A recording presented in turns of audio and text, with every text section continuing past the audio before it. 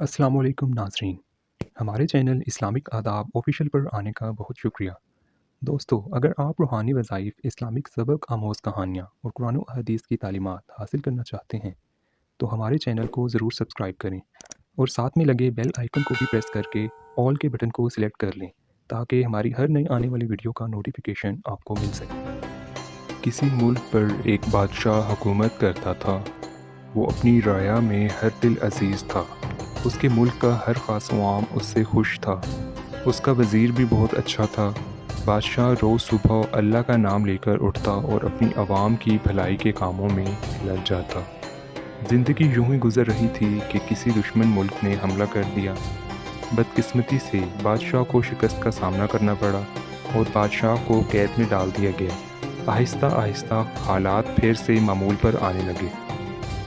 आने वाला नया बादशाह भी राया का दिल जीतने में लग गया। ज़िंदगी फिर से रवा दवा हो गई, मगर यहाँ कैदी बादशाह अपने शब रोज़ ये सोचने में लगाने लगा कि आखिर उससे कहाँ ऐसी कोई गलती या गुनाह हुआ है जिसकी सज़ा मिल रही है।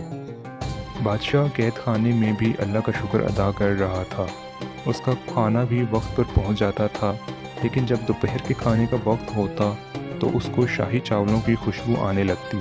वो सोचता शायद आज उसके लिए शाही खाना आने वाला है, मगर खाना आता तो वही कैदियों वाला। वो समझ नहीं पाता था कि आखिर ये खुशबू कहाँ से आती है। बादशाह को कैद में अब 8 माह होने को थे।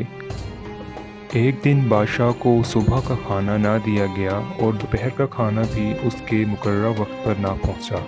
अब बादशाह को भूख सताने लगी कि अचानक उसको वही शाही चावलों की खुशबू आने लगी।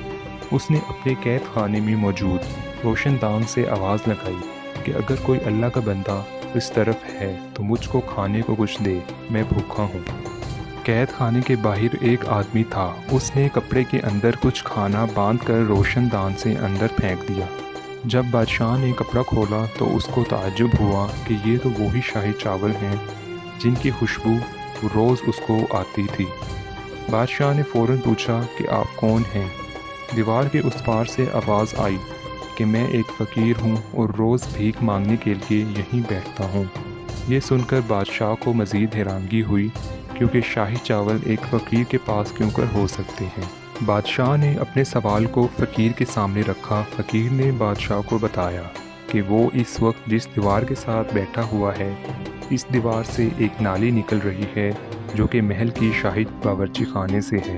वो रोज़ सुबह जब यहाँ आता है तो वो इस नाली के आगे एक कपड़ा बांध देता है, जिसकी वजह से बहकर आने वाला खाना और चावल और उस कपड़े में रह जाता है और पानी आगे चला जाता है। फिर वो इस खाने को घर ले जाता है, उसमें से चावल अलग करके उनको धोता है और चावलों को सुखाकर जमा कर लेता है। और इसी तरह से उसने काफ़ी चावल जमा कर रखे हैं, मगर अब वो ये खाना और जमा नहीं कर पा रहा, क्योंकि ये खाना तो उसने पहले हुक्मरानों की हुकूमत में जमा किया था। उस फ़कीर ने नहायत अफसोस के साथ बताया, शायद अब का बादशाह अपने मुलाजमीन को खाना फेंकने नहीं देता होगा।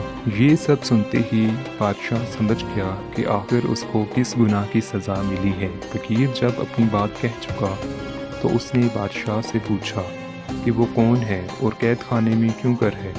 बादशाह ने अश्कबार होकर उसका जवाब दिया कि वो एक बदनसीब बादशाह था और वो उस वक्त अपने अल्लाह की नेमत को ज़ाया करने की सज़ा काट रहा है। अल्लाह की नेमत सिर्फ अनाज ही नहीं है, बल्कि हर वो हलाल चीज़ है जिसके इस्तेमाल से हमको सुकून फराहम होता है। पानी, मकान, कपड़ा, पेट्रोल, गैस और बिजली, ये सब अल्लाह की नेमतें हैं। जो चीज़ आपके इस्तेमाल में ना हो, आप उसको अपने किसी ज़रूरतमंद भाई बहन को दे दें। जैसा कि आप लोग जानते होंगे कि आजकल पाकिस्तान में बहुत सी मुश्किलात हैं, जिसमें पानी का और बिजली का बहरान सर फहरिस्त हैं। कहीं ये मुश्किलात भी तो हमारे किसी कुफराने नेमत का ही तो नतीजा नहीं। जी तो नाजरीन, अगर आपको हमारी आज की ये वीडियो पसंद आई है तो इस वीडियो को लाइक और शेयर करना मत भूलें और कमेंट सेक्शन में अपनी राय का इजहार ज़रूर करें।